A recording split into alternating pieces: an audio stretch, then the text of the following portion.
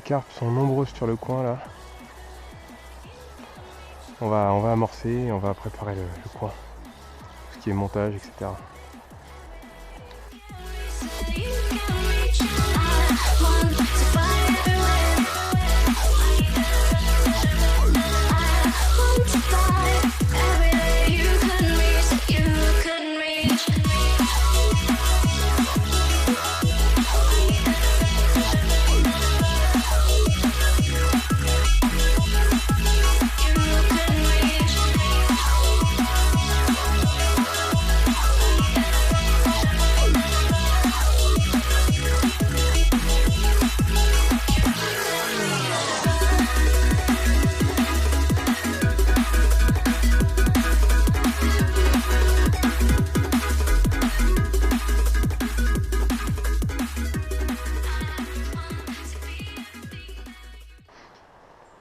Bon, il y a 2 carpes installées sur le coup là qui ont commencé à bien nettoyer l'amorçage. Donc la stratégie est simple, hein. On prend une poignée de maïs, on la balance. On pose notre montage au milieu en localisant bien les 3 grains de maïs qui sont sur notre hameçon. Et quand une carpe prend le maïs, on ferre. Donc c'est une pêche à vue. C'est une pêche qui m'a rapporté beaucoup de poissons et qui est vraiment très efficace, hein. C'est dommage, je sais qu'il y a plus gros dans le coin, j'ai presque envie d'attendre, mais bon, allez, on va voir ce que ça donne.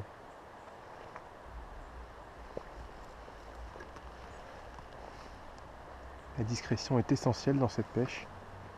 C'est une pêche qui se fait à vue, donc les carpes peuvent très rapidement nous voir. Déjà là, j'en vois plus qu'une, donc est-ce qu'il y en a une qui n'était pas déjà partie? Ah non, la voilà qui revient. Donc on va balancer du maïs, hop, à nouveau, histoire de les faire revenir. On a eu l'effet inverse, mais bon, on ne devrait pas tarder à revenir là, au vu de comment elles ont bien mangé le maïs. On essaie de mettre le maïs dans la tâche où on voit bien, on a une bonne visibilité, avec les lunettes polarisantes qui éliminent un peu les reflets.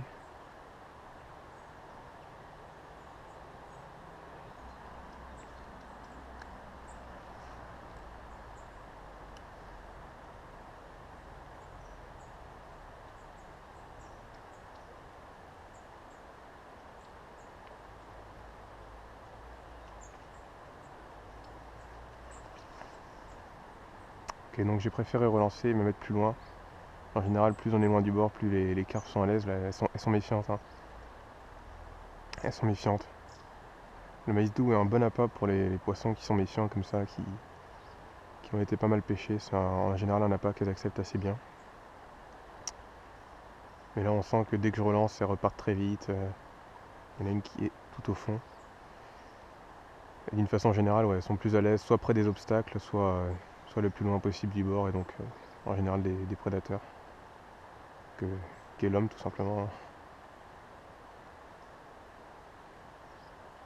Il y en a une qui fouille au fond et qui s'approche doucement. Je suis vraiment confiant. On va voir si elles sont méfiantes au point de refuser le montage que je leur propose. Mais normalement, ça devrait bien se passer. Ouais, ça s'approche là, ça s'approche. Ça s'approche. Et c'est... Oh, elle fait demi-tour. Non. Oh. Ouais. Et voilà. Hop, elle a pris sous mes yeux. On va essayer de la brider et de ne pas la laisser partir où elle veut. Ça va être assez musclé comme combat, mais je suis monté gros. Je suis équipé pour ce genre de combat. Ouais. Ouah, ça prend quand même du fil, hein. Et mon frein est bien serré.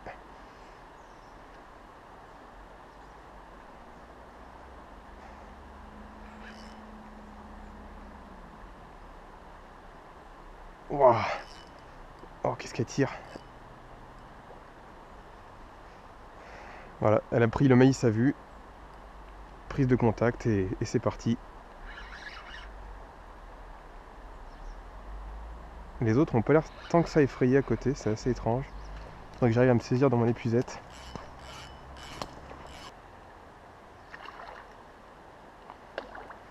Ah, c'est beau dans l'eau claire en plus.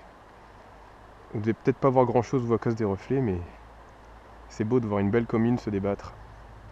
Toute nageoire dépliée.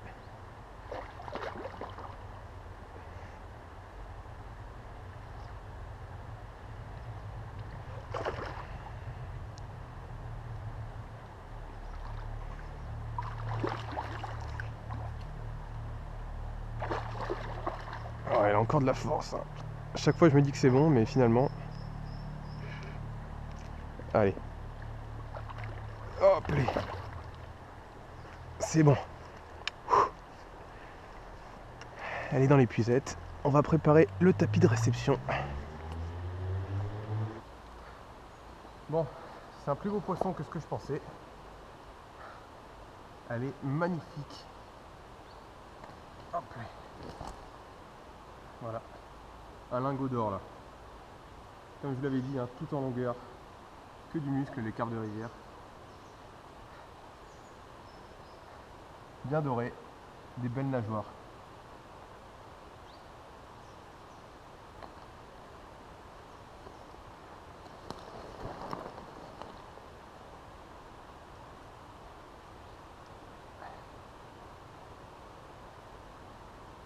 Sympa.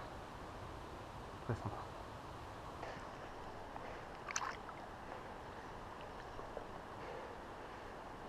Ouais, beaucoup plus grosse que ce que je pensais en fait, hein, dans l'eau. Et hop, elle repart. Super. Bon, alors que je combattais la carpe de tout à l'heure, j'ai remarqué que les autres avaient pas l'air si énervés que ça. J'en ai même vu une en récupérer un grain de maïs pendant le combat. Donc j'ai rebalancé un peu de maïs et je vais attendre voir si les carpes reviennent. Et si c'est le cas, bon, on retentera d'en faire une. On voit une là qui survole l'amorçage mais qui a pas l'air de fouiller, donc on va attendre. On va attendre voir ce que ça peut donner. On pourrait être surpris. C'est assez rare, en général une fois qu'on en a piqué une, elles ont plus trop tendance à fouiller. Mais elles ont tendance à être extrêmement méfiantes et à plus rien faire. Bon, on va voir. On va voir, on va voir. Bon, pour le séchage, personnellement, je mets 3 grains de maïs sur un hameçon de 6. Pas besoin de cheveux, là, quand on pêche à vue. Et donc, j'èche en piquant les maïs à ras du haut, hein, vraiment à ras.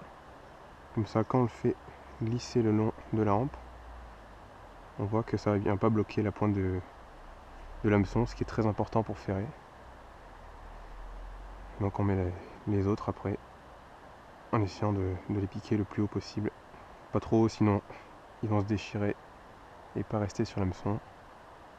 Et pas trop bas, sinon ils vont bloquer la pointe de l'hameçon. Voilà. Et là on a une bouchée qui cache assez bien l'hameçon, mais qui laisse la pointe dégagée. C'est tout ce qu'on recherche.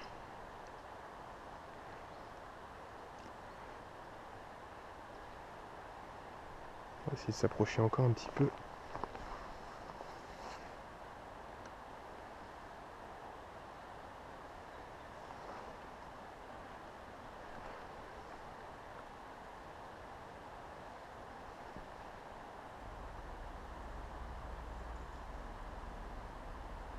J'ai peut-être parlé trop vite, là il y a une carpe qui s'approche. Qui s'approche bien de mon maïs là.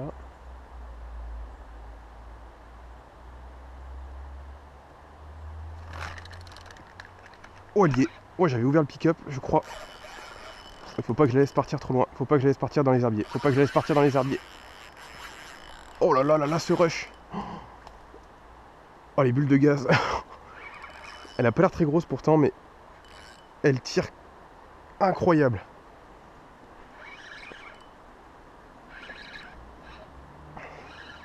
Ah voilà, elle m'a foutu des algues sur le fil. J'ai essayé de la maintenir en surface. Non, elle est pas grosse pourtant, mais elle a fait un énorme rush. Hein.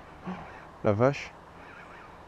Bon, j'ai parlé trop vite. Je pensais qu'il n'y en aurait pas une qui reviendrait, mais finalement, celle-là s'est fait avoir. Non, elle est plus petite que la précédente.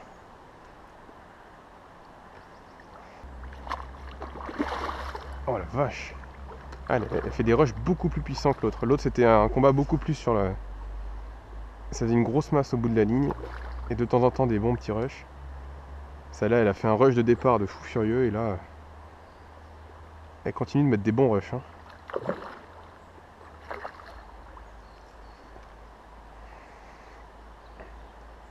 Alors ça va, elle commence à fatiguer, elle me prend pas de fil là.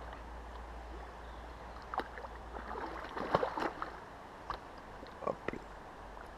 Et c'est bon, elle est dedans.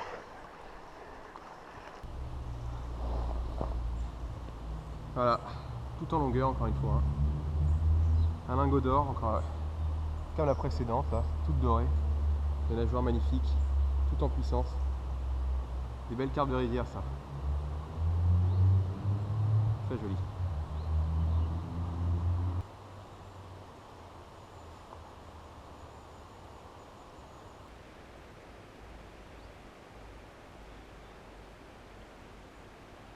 Ça fait plaisir, c'est pas forcément très lourd, mais ça fait plaisir. Allez.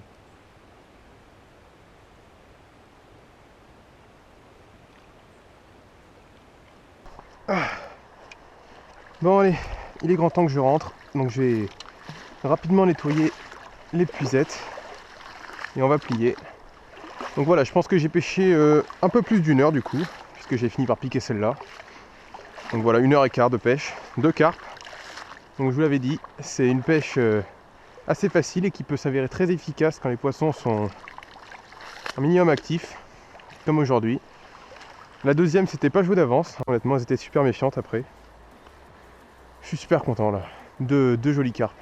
Pas forcément grosses, mais superbes, elles sont jolies. Très jolies sur les roues.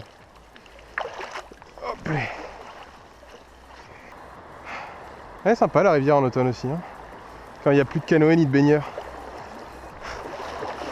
Plus agréable à pêcher du coup.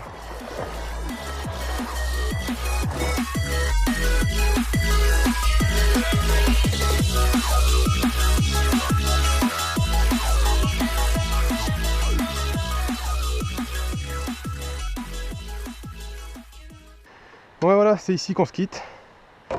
J'espère que cette vidéo vous aura plu. N'hésitez pas à me le dire dans les commentaires.